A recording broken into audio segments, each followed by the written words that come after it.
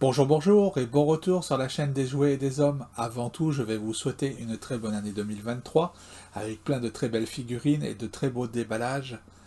Et on va enfin terminer la série de figurines de Wakanda Forever qui était sortie à l'occasion du film en novembre. On a un petit peu de retard effectivement. Et donc, la dernière figurine à déballer, c'est Everett Ross.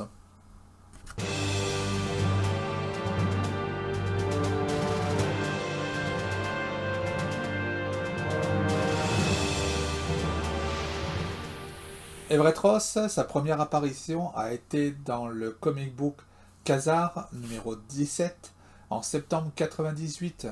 Il a été créé par Kenny Martinez et Christopher Priest.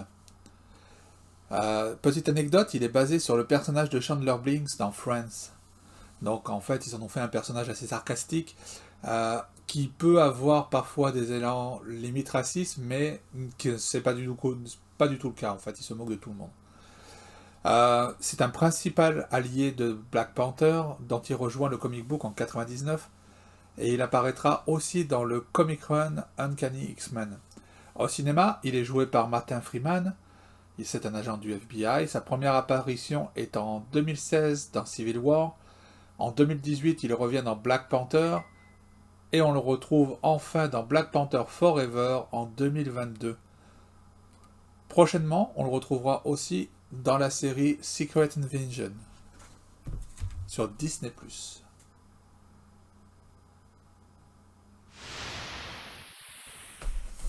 Regardons d'un petit peu plus près la boîte. À la différence des autres figurines, celle-ci est considérée comme une Legacy Collection, c'est-à-dire en fait par rapport au film précédent de Black Panther. Je ne me souviens pas qu'il était sorti précédemment, donc c'est un peu bizarre qu'il soit marqué en Legacy Collection, c'est pas très grave. On a le nom du personnage, la photo de la figurine avec derrière la photo de l'acteur. Marvel Studios, Black Panther, attention, risque d'étouffement, Hasbro, la photo de l'acteur et non la photo de la figurine comme on a pu avoir sur d'autres places. La figurine avec les pièces d'Atuma, le seul accessoire qui est un pistolet, je sais pas où c'est qu'il va le ranger.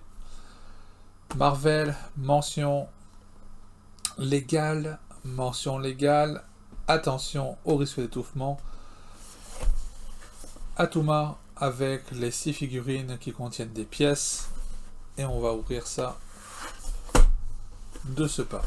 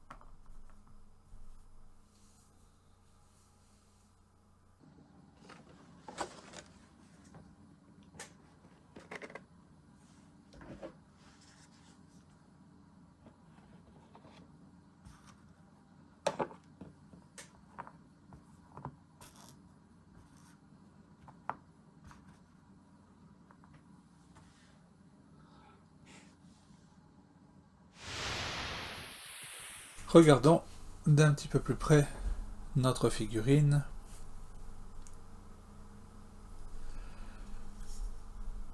Très ressemblant, c'est le moins qu'on puisse dire, on reconnaît vraiment bien l'acteur. C'est vraiment un très beau travail de sculpture et de peinture. S'il y a une chose qu'on pourra jamais reprocher, surtout au Marvel récent, c'est ces efforts qui sont faits sur les visages. Là, j'avoue que c'est bluffant. Après, il s'agit d'un costume tout à fait standard, avec la cravate. Il n'y a pas grand-chose d'extraordinaire. Avec des chaussures légèrement pointues. Un beau travail de peinture sur les cheveux, pour faire ressortir le gris et puis faire ressortir la sculpture. C'est vraiment bien fait. Mais sinon, à part ça, c'est basique. À noter que le personnage est livré avec un pistolet, mais si, il a une main qui peut servir à tenir le pistolet. Le doigt est non, le doigt est collé, donc ça va être bizarre. Bon, on pourra essayer tout à l'heure. Mais c'est ça, rien de plus. La veste peut se séparer. Elle entravera un petit peu les articulations, mais c'est pas une figurine d'action, c'est plus une...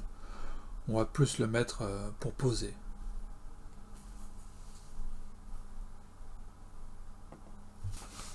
Et si on prend le temps de comparer, en fait, on a quelque chose de très semblable. Oh oui, c'est de la récupération, c'est flagrant. Que ce soit au niveau de la veste. La veste est légèrement différente en fait, mais on retrouve les mêmes effets de couture à l'arrière.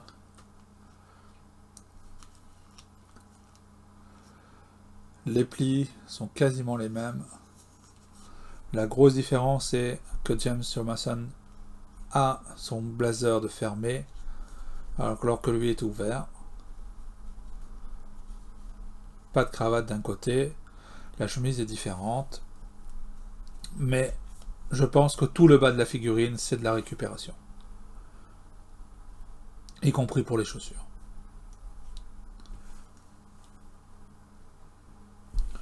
Donc c'est un effort très moyen, c'est une figurine en production qui coûte pas très cher. Et d'ailleurs, ce qui fait penser que c'est beaucoup de récupération à part le visage, c'est que ce sont encore les figurines qui avaient l'épine apparente pour les articulations.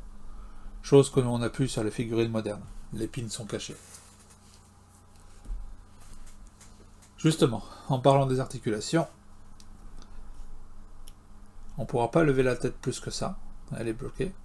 Et on ne peut pas la baisser non plus. Donc on n'a quasiment pas de mouvement. On peut tourner. On ne peut pas pencher sur les côtés. On peut tourner le bras. On peut mettre un petit peu moins de 90. On a une double articulation au niveau du coude. La rotation au biceps.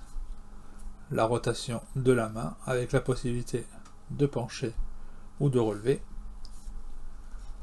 L'articulation au torse et la coupure en T qu'on retrouve généralement sur les corps musculeux. C'est pas ma préférée, mais là, vu que c'est caché par la veste, on s'en fiche un petit peu. On a la rotation au niveau des hanches, la rotation au niveau de la cuisse. On va pas pouvoir aller en arrière à cause de la veste.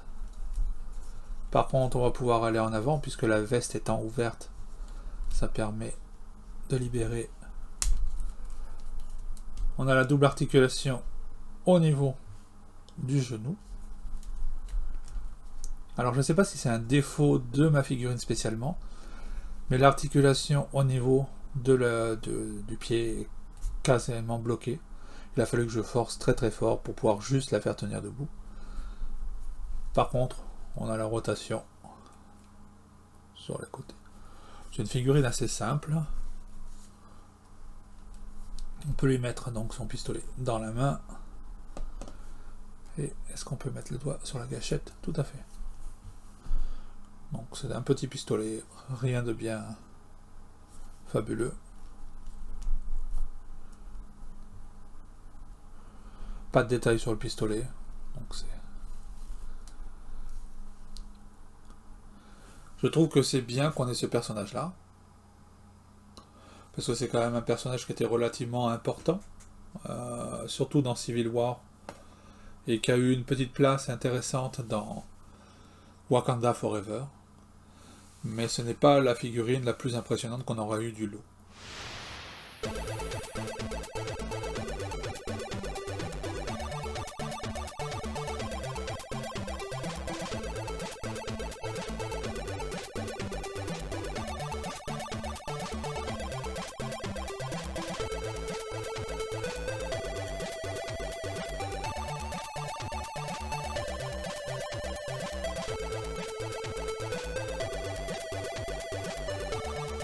Et le voilà réuni avec les figurines issues des films.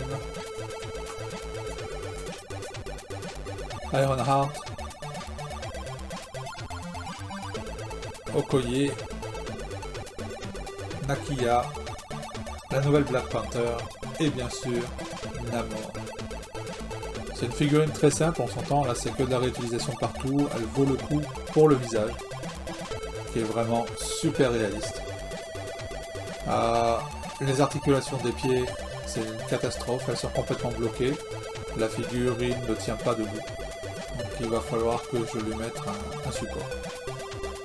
En attendant, j'espère que vous avez apprécié cette courte vidéo, on se retrouve très bientôt pour assembler Atuma, et on passera un petit peu à autre chose, avec notamment quelques figurines de Star Wars, et comme d'habitude, un petit pouce en l'air si vous avez aimé la vidéo, les commentaires, et n'hésitez pas à partager sur vos réseaux.